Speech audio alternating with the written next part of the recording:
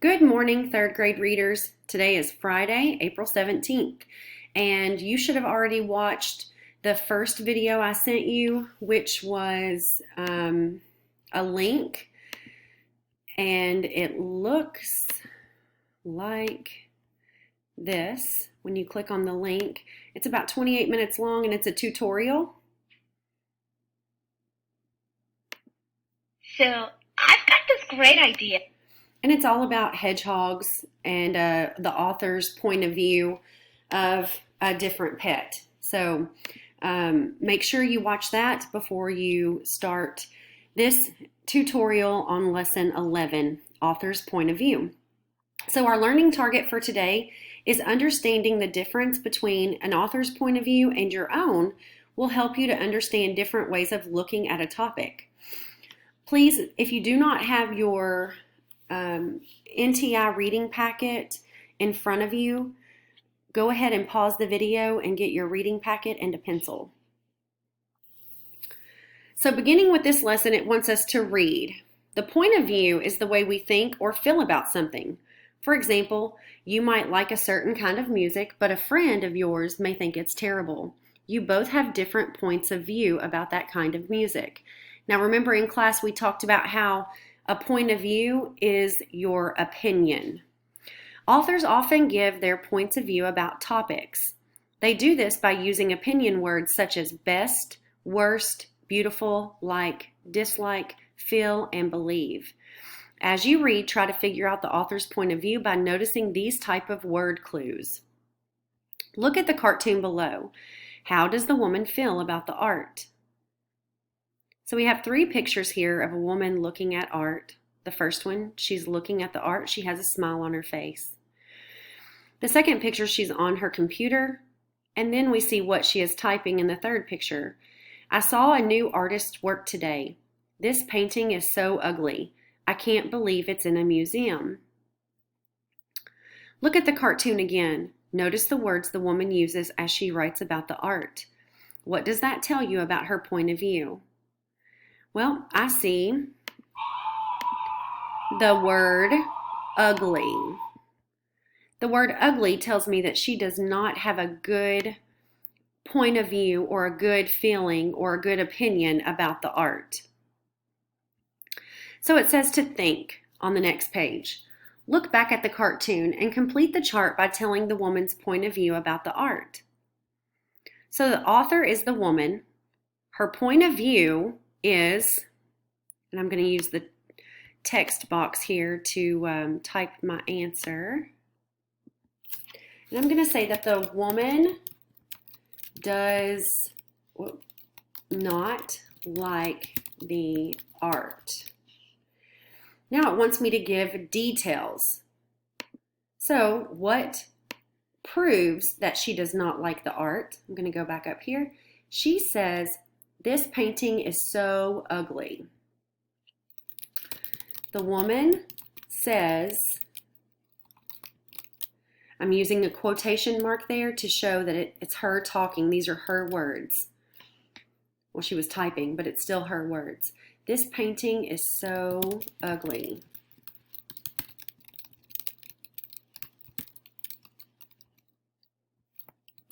End quotation. That's the detail that proves that she does not like the art.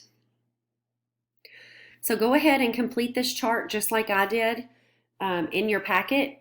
Go ahead and pause the video so you can do that before you move on.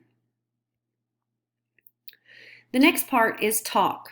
What do you think of the art in the cartoon? Give reasons for your point of view. Does your partner, or it could be your parent or a sibling, share the same point of view? Remember, point of view is another word for opinion. So I would say, my point of view of the work of art is that it is nice. I think it reminds me of a forest or a jungle with trees. And I know it's what they call abstract artwork, which means it doesn't exactly look like something you would see in the natural world, but sometimes painters or artists like to use abstract painting to leave interpretation to the person looking at the painting. So I like it. That's my opinion. That's my point of view. After you finish talking, go ahead and go to Make Way for the Mallard Family. You will read this article about the duck family, the mallards, and make sure you pay attention to the close reader habits. As you read, circle words that show how the author feels about the statue. So we can read through here, and as we are reading, we can find the author's opinion, not facts. We're not looking for facts. We're looking for words that the author uses that shows a dislike or a like for something.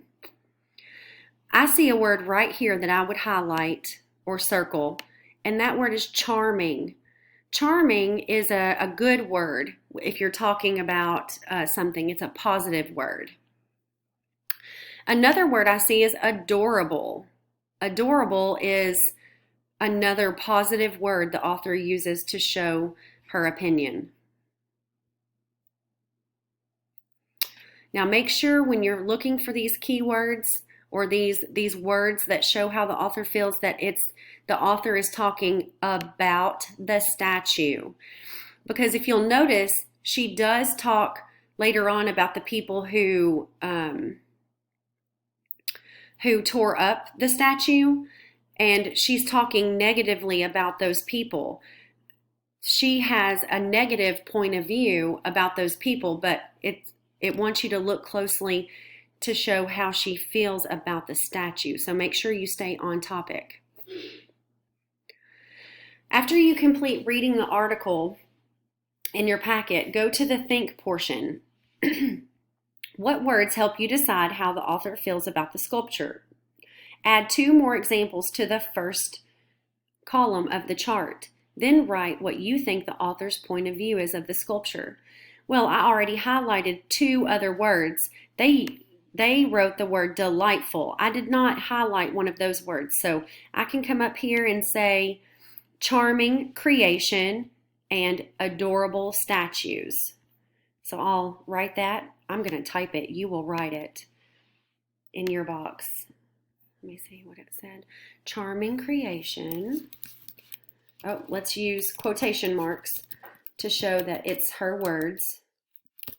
Charming creation, end quotation, and adorable statues. Quotation marks. These are her words.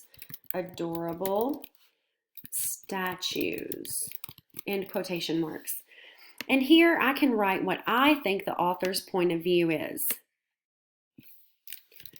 The author's point of view of the statues is that they are charming and adorable. She really likes the statues. And I know that because of these describing words that she uses. It shows me that she thinks a lot or she likes those statues. So go ahead and fill out your chart just the way I did. You can push pause. After you complete that portion of the assignment, look at number 2. It says for you to look at the picture of the sculpture and you're just going to talk to someone. What do you think of it? Explain your point of view. Pause the video and complete this part now. Then the short response that you will answer on page 180 is your point of view different from or the same as the author. So in this writing portion, you have to tell if your point of view is the same or if it's different from the author's. Tell how it is the same or different. Use space on page 180 to write your answer. So you'll turn to page 180.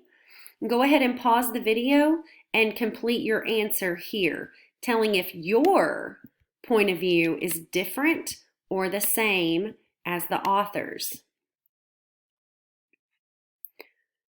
After you complete this portion of writing, you can go up to the next article we have, and the name of, well, this article comes from a bigger, probably a chapter book by Kim Woo. And this is all about a snow sculpture contest. As you're reading about the snow sculpture contest, you need to make sure you do these close reader habits, which is, what is the author's point of view of the dragon sculpture?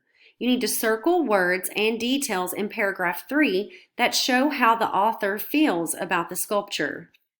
So you're going to make sure you look at paragraph 3 to find the answers that it's looking for. So go ahead and pause your video now and read the article about snow sculpture contests. After you complete the reading, go on to question number 1, which has 2 parts, part A and part B. Which choice best describes the author's point of view about snow sculptures? Make sure you read all of your answer choices. Go back to paragraph 3. Oh no, I'm sorry. About snow sculptures.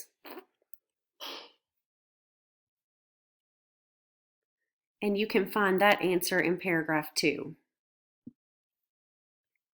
Part B, which sentence from the review best supports your answer in part A? So, whatever answer you chose here, you should be able to find the evidence that proves your answer is correct. Number 2 is the talk portion.